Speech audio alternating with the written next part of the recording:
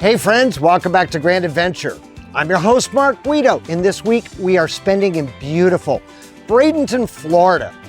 Now this is kind of old home week for us, as we lived here about 20 years ago. And we're going to spend this episode sharing with you some of our favorite haunts on both sides of the mouth of Tampa Bay. And while we're here, we have to make a trip down to Pine Island, where we're going to share with you some of the worst damage from the landfall of Hurricane Ian. So stay tuned.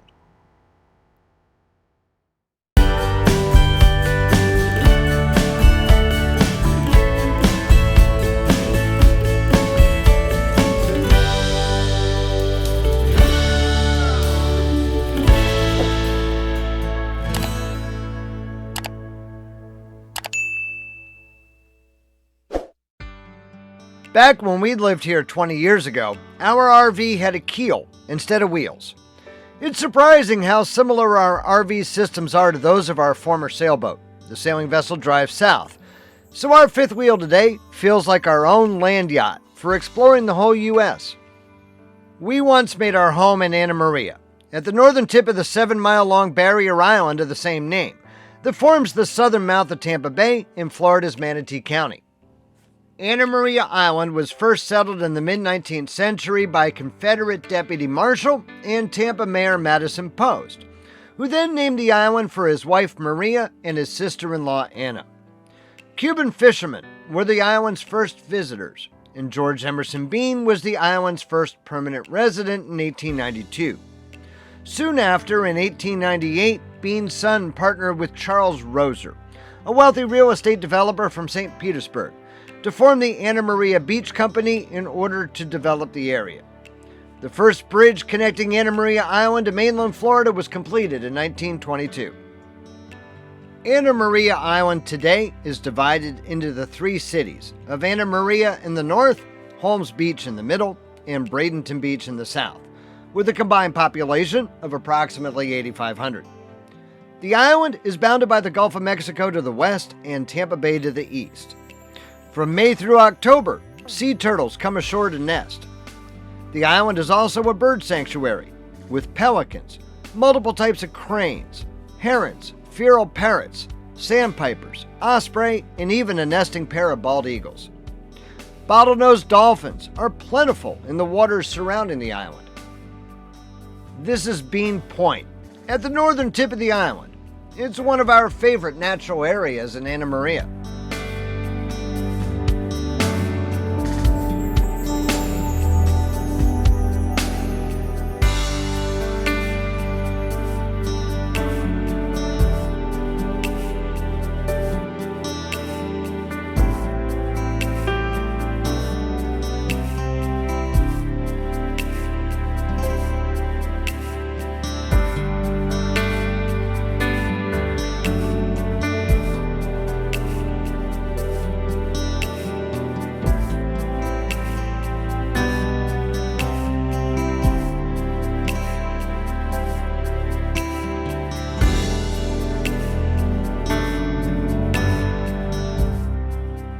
Out in the water off Bean Point lies Egmont Key, a now uninhabited island smack dab in the center of the mouth of Tampa Bay.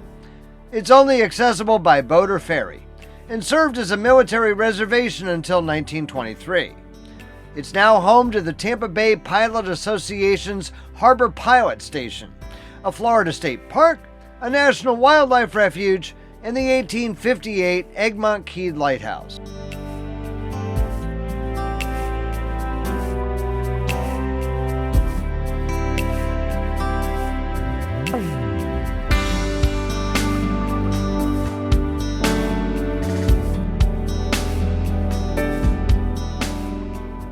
We once kept our sailboat docked along this seawall in Holmes Beach.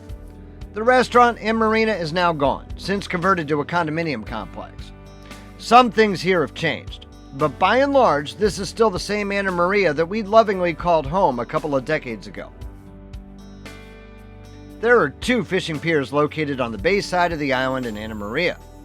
The city pier includes photographs of catching massive tiger sharks, with lines made of steel chain tied to the legs of the pier, with giant hooks baited with whole raw chickens.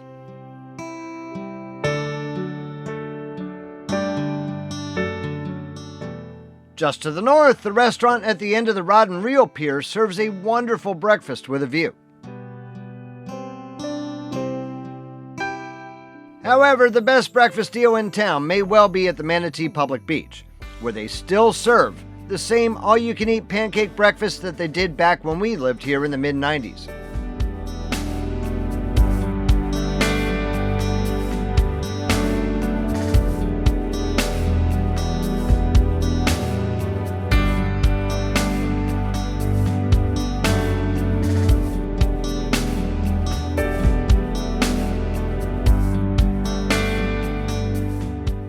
And no visit to Anna Maria would be complete without sampling one of the world's best pina coladas at the Sandbar. Anna Maria Island is connected by a bridge crossing Longboat Pass to Longboat Key as the road heads south towards Sarasota.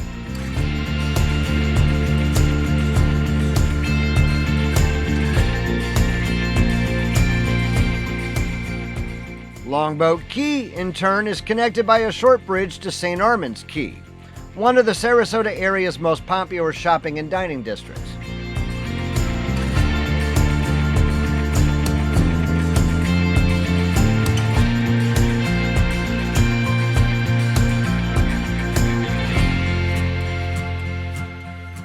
However, we're disappointed with what's happened to downtown Sarasota over the past 20 years. A proliferation of high-rise buildings has made Sarasota's downtown area feel more like a claustrophobic Wall Street than a Florida Gulf Coast community.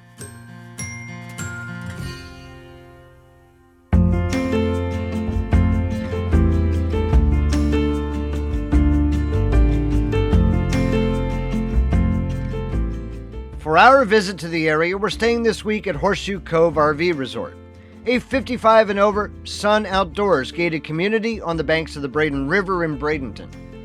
Here, more than 470 full hookup sites are available, and our week's stay is setting us back $54.40 per night. This is a mixed-use, privately owned park for both RVs and mobile homes. Everything, however, is very neat and tidy.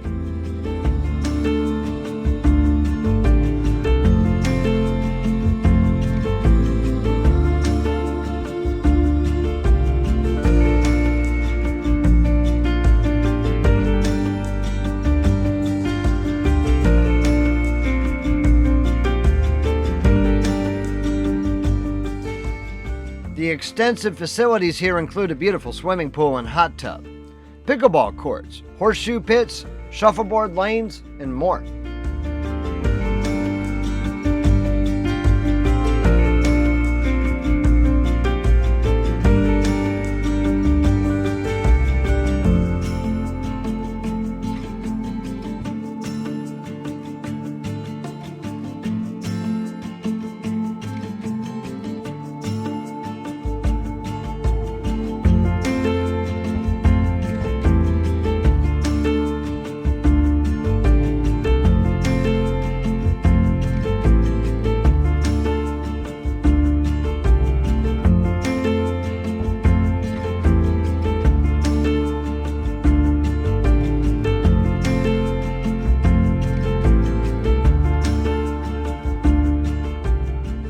There's even a 12-acre private island in the Bradenton River with nature trails, boardwalks, and a lighted fishing pier.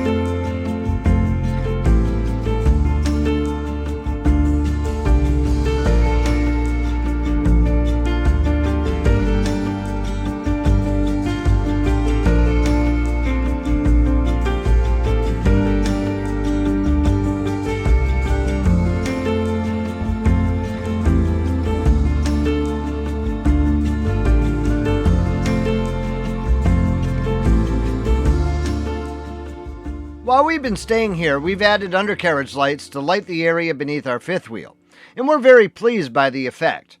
When we come back after a quick ad break, we'll bring you across Tampa Bay to the area surrounding the city of St. Petersburg. Manatee County is connected to Pinellas County by the Sunshine Skyway, an 8-mile combination causeway and cable-stayed bridge across Lower Tampa Bay. This is the second bridge to be constructed here, after the freighter MV Summit Venture collided with the original bridge in 1980, resulting in the catastrophic failure of the southbound roadway and the deaths of 35 when several vehicles, including a Greyhound bus, plunged into Tampa Bay. The original bridge was only partly demolished, leaving the disconnected north and south ends to serve as fishing piers.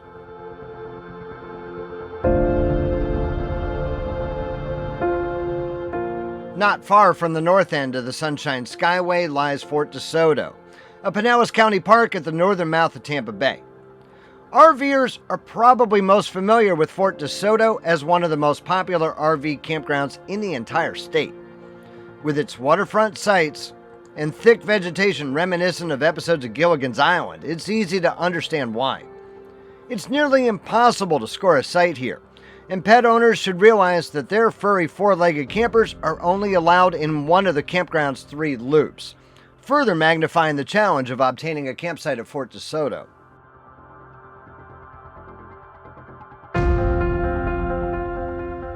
The entire county park is sprawling, covering several thousand acres on Madeline Key, St. Jean Key, St. Christopher Key, Bon Fortune Key, and the main island, Mullet Key, all connected by bridge or causeway. This includes beaches, hiking and biking trails, 2 piers, a ferry to Egmont Key, and of course, the remnants of the fortifications. In 1849, a detachment of U.S. Army engineers, including future Confederate General Robert E. Lee, surveyed the area and recommended Mullet and Egmont Keys as appropriate sites for coastal defense installations. Although no fortifications were built, they did station Union Army troops there during the American Civil War to aid in the Union naval blockade of Tampa Bay, with the Egmont Key Lighthouse acting as an observation tower.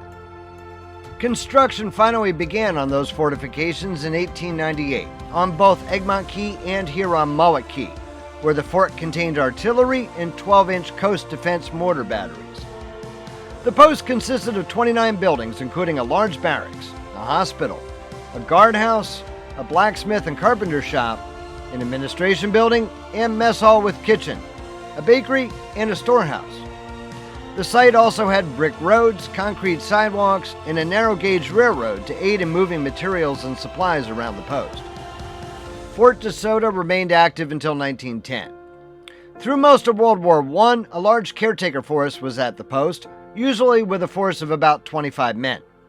Today, the fort's batteries Laidley and Bigelow remain for exploration.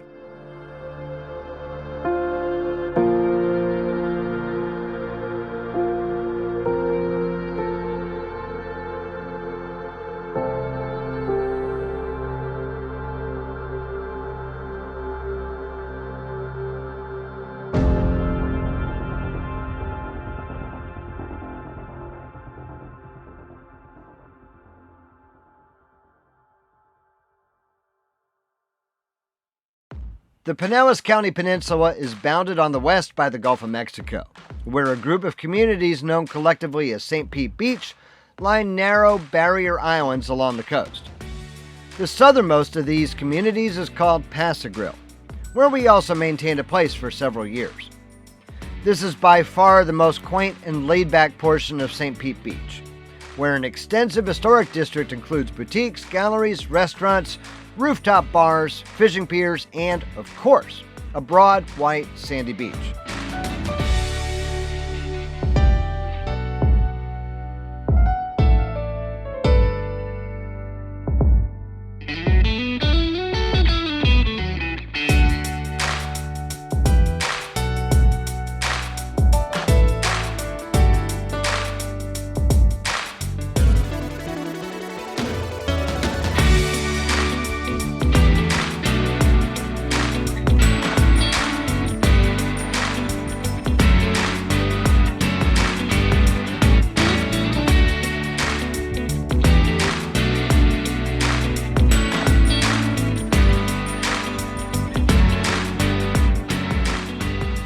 Pass-a-Grille Beach is also a very popular spot for watching the sunset over the Gulf of Mexico.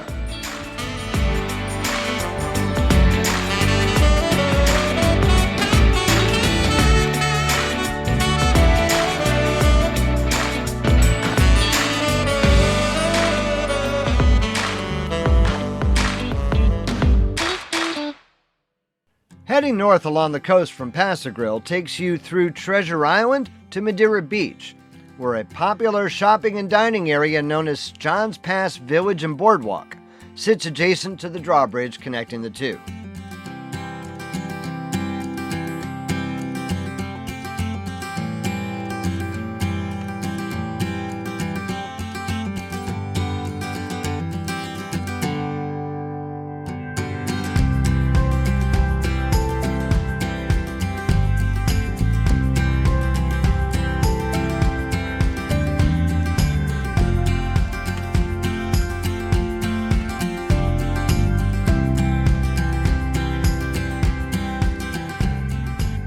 The docks beneath the boardwalk are home to an assortment of boat rentals and fishing charters. It's here in the mangroves of John's Pass that we used to drop anchor on the drive south and gunk hole, the sailing equivalent of RV boondocking, as we'd fall asleep listening to dolphins encircling the boat.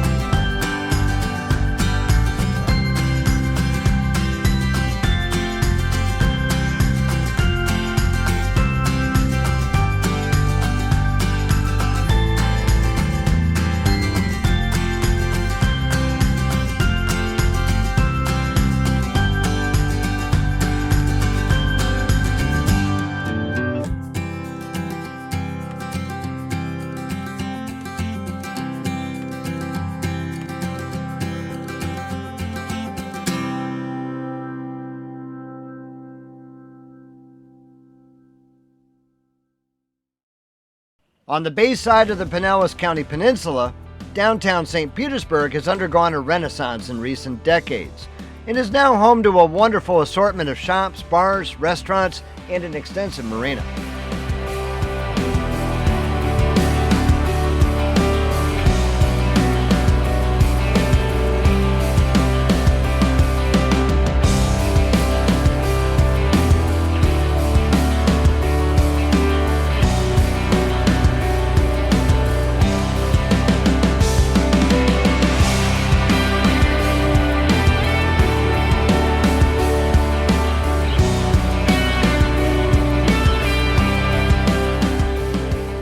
Heading back to our RV in Manatee County, the Skyway is even more spectacular at night.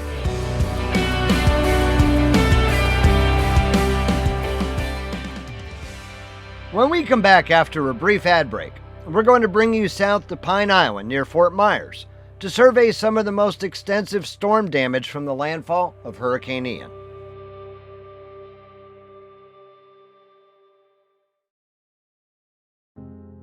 Pine Island admittedly has nothing to do with Lower Tampa Bay, as it's located about a 90-mile drive south of our campground.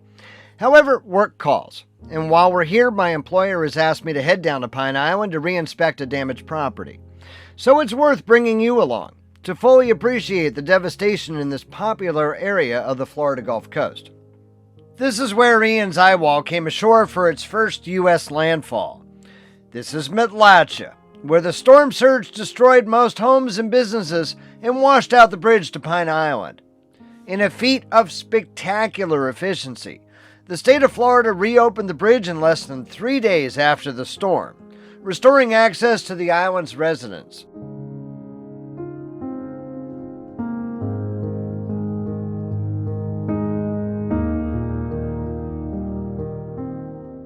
The devastation here is both positively breathtaking and absolutely heartbreaking. Many here lost everything. 4 feet of storm surge covered nearly everything, and roadways are lined with saltwater saturated debris. We're here 4 weeks after the hurricane, and much of the island is still without power.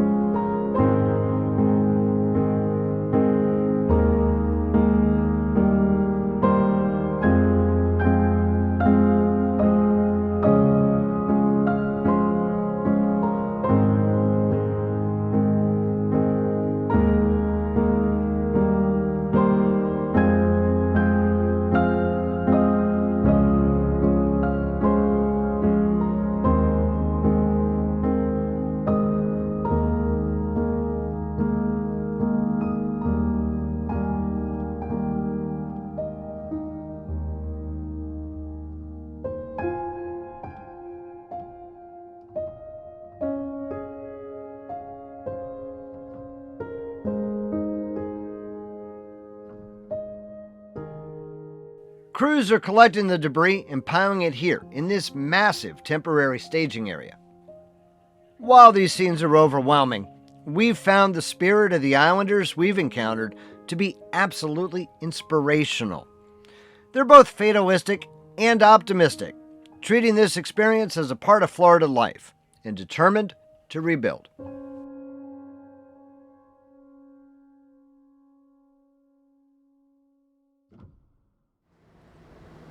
So we truly hope that you've enjoyed visiting the beautiful Tampa Bay area of Western Florida with us. If you liked this episode, it's extremely important to us that you give us a big thumbs up down below. And while you're down below, that's where you will find the comment section where we'd love to hear from you after each grand adventure, which we air every Wednesday evening. We'd be honored if you shared the channel with your friends, family, and on social media. But if you're not yet a grand adventurer yourself, now is the perfect time for you to go smash that little red subscribe button. It's the one right down there in the lower right-hand corner of your screen. Because coming up next week, we're going to be visiting the beautiful crystal clear freshwater springs of northern Florida. And be sure to ring that notification bell to be sure that you never miss a grand adventure. So until next week from Dunellen, please remember, life is nothing but a grand adventure. We'll see you then.